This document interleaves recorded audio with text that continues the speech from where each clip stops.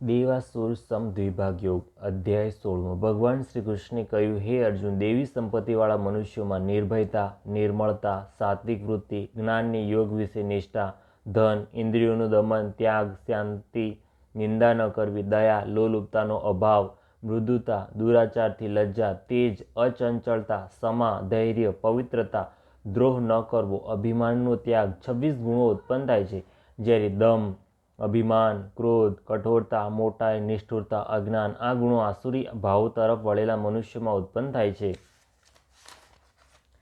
દેવી ભાવ મોક્ષ તરફ લઈ જાય છે, જ્યારે આસુરી ભાવ બંધનમાં નાખે છે. હે અર્જુન, તું શોક ન કર, તું દેવી ભાવ તરફ વળેલો છે. હે અર્જુન, આ સૃષ્ટિમાં પ્રાણીઓના સમુદાય બે પ્રકારના છે, એક દેવી સૃષ્ટિ ને બીજી આસુરી સૃષ્ટિ. દેવી સૃષ્ટિ વિશે આગળ વિસ્તારથી તને કહ્યું, હવે આસુરી સૃષ્ટિ વિશે કહું છું, તે સાંભળ.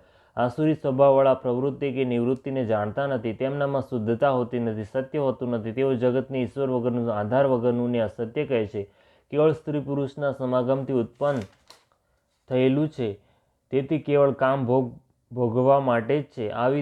આવી દ્રષ્ટિ રાખીને ટૂંકી બુદ્ધિવાળા મનુષ્યો, ભયાનક કામો કરનારા, અલ્પમતિવાળા દુષ્ટો જગતના શત્રુઓ થઈને તેનો નાશ કરવામાં રચ્યા પચ્યા રહે છે.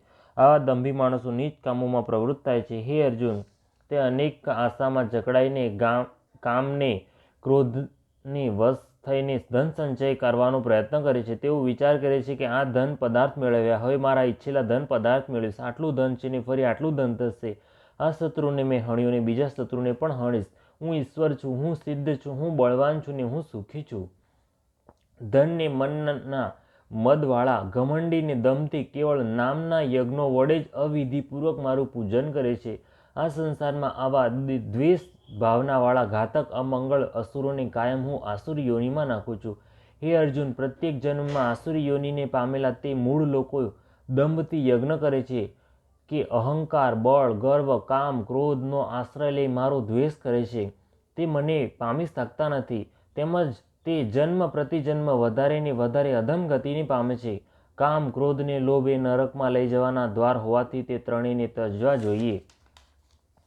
હે અર્જુન, આ નરકના 3 દ્વારથી છૂટીને મનુષ્ય શુભ કર્મ કરવાથી મોક્ષને મેળવી શકે છે.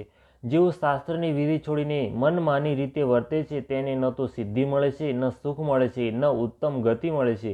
આથી કરીને શાસ્ત્રમાં જે કર્મો કરવાનું કહેલ છે તે જ કર્મ કરવા જોઈએ. ઇતિ શ્રીમદ ભગવદ્ ગીતામાં શ્રી કૃષ્ણ અર્જુન વચ્ચે થયેલ સંવાદમાં દેવાસુર સમ દ્વિભાગ યોગ નામનો 16મો અધ્યાય સંપૂર્ણ.